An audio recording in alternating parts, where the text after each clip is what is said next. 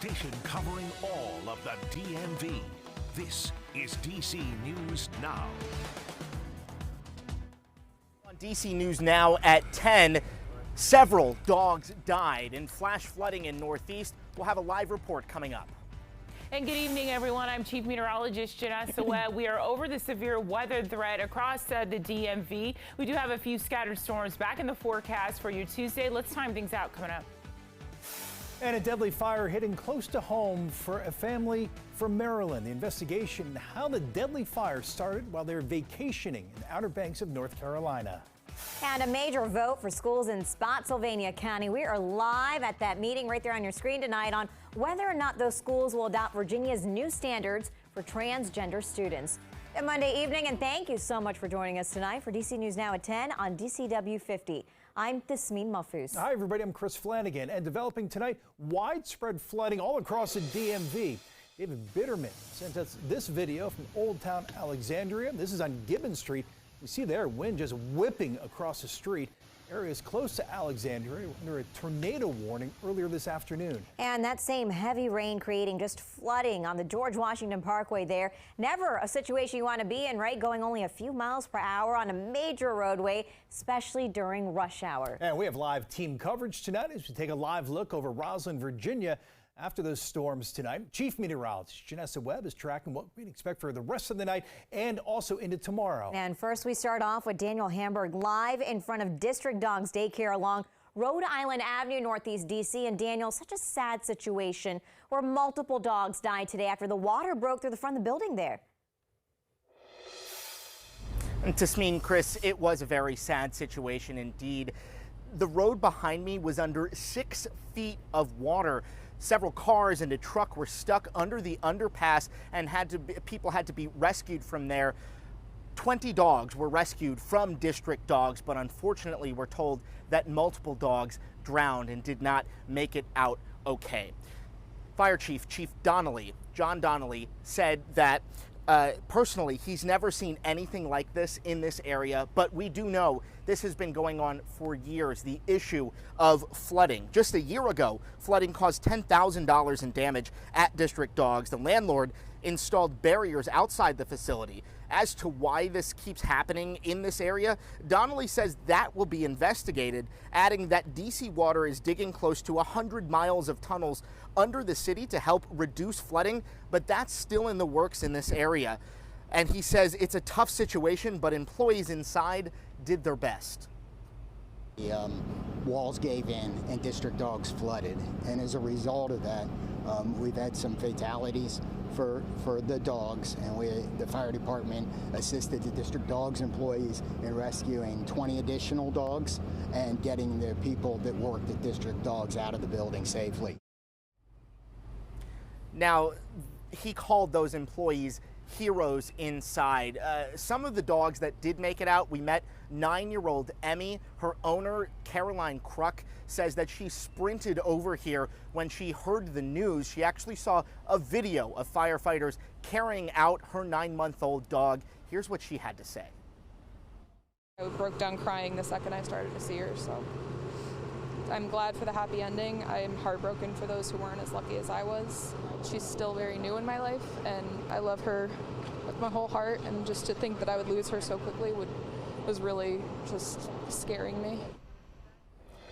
And so, again, 20 people in total and 20 dogs were rescued after they were caught in this floodwater. There is still a lot to clean up, and of course, more questions for the district about how to prevent this in the future.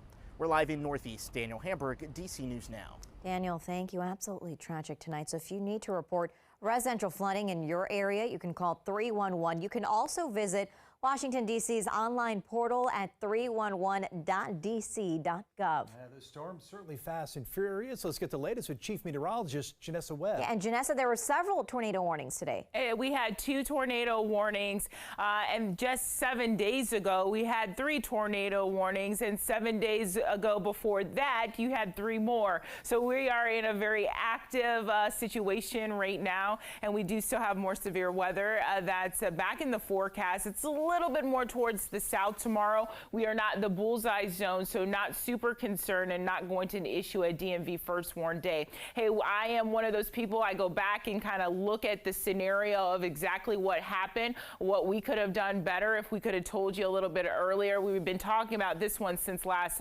Thursday, but man, you just had a line that formed out towards Prince William, and then it turned into a tornado into Fairfax County this afternoon. Also one in Charles County. So all the flash flood warnings at this point, they have expired. It made its way to the north and east, all the way into Howard and Baltimore County. And so at this point, all of that severe weather now in Philly and Delaware at this point. The leftover situation is you still have a flash flood watch until 2 a.m. And the reason being, you have a few feisty storms that want to pop right now just over across 68. Some of our model data is hinting that this line comes together. I just don't see that unfolding. Forecasting Martinsburg into Hagerstown, that's where we could see a few feisty storms for the next few hours. Here is a live look out towards the D.C. metro area. What is our forecast as we go into tomorrow? I have all the details coming up. Stay with us. All right, Janessa, thanks. And don't forget, you can stay up to date 24/7 with the DC Weather Now app. You can also get alerts for your weather conditions as they develop real time. Just scan the QR code on your screen here to download. You can also stay up to date on our website, dcnewsnow.com. And police have identified the 3 Montgomery County residents killed in a house fire while vacationing in the Outer Banks on Friday. Now, they are 64-year-old Colleen Cohan, 68-year-old William Deeg, and 13-year-old Sierra Farr. 3 others, including Sierra's mother and older sister, are still recovering from the burns. At least 6 fire departments responded to this massive fire you see on your screen. A neighbor who saw the flames when she walked down the road said this. Take a listen. They were reaching up in the sky there, and then they had a ladder truck and they were putting the water down, and then the guys were spraying from the side. And the cause of the fire is still under investigation. All new tonight at 10, an investigation also underway in a house fire in Rockville, Maryland. It happened on Grandin Avenue and Edmonston Drive. The fire department sharing these photos of the scene. The fire, we're told, was contained to 1 bedroom and everybody was accounted for, but no word on any injuries. Again, the cause remains under investigation tonight. The fire department says the Red Cross is now assisting people who live there. And Spotsylvania County could be on the verge of adopting Governor Glenn Youngkin's new transgender student model policies. It's been an intense meeting for the school board that has been at the center of plenty of drama recently. Our Northern Virginia Bureau reporter Max Marcilla joins us live outside the board meeting. Max, you've been there for some time now. You have new information at this hour. Yeah, well, over the last hour and a half, the topic of discussion inside the school board just behind us has been the problems within the school division, more specifically on the school board, the tensions between members and the frustrations the public feels in the way the board communicates and the way it goes about its business. That's why we haven't gotten to a vote. We haven't even gotten to a discussion of this very important policy. But this policy, this is the first time, at least in our area, that a Virginia school district is at least expected to vote on the governor's new transgender model policies. One of the main components of that policy is that a teacher or staff member can only refer to a student as the pronouns and name in their official records. So even if a student wants to go by different pronouns or a nickname, a different name, the teacher and staff needs to call them by what's in their record unless a parent signs off on it. And this policy has been the cause of so much frustration from LGBTQ plus advocates who say that this puts their people in harm's way and in dangerous situations. You're going to hear from a parent who spoke to the school board tonight. She has a child who uses they, them pronouns, and this parent says this policy could be really harmful to a child like hers. For almost a year, they had had the benefit of several teachers who supported their choice to use the name that they preferred, to use the pronouns that they preferred. It's definitely going to bring opportunities for more parent involvement than we've had before. And that second woman you heard from, she was a grandparent and really described this as if the school board does vote for this policy, what would be a win for parents and grandparents' rights. That's what Governor Youngkin has touted, despite the many comments and a lot of pushback from people who don't feel that this policy is best for students. So again, the school board is still talking amongst each other. They just came out of closed session working through some of what they have to say and have not gotten to this vote yet.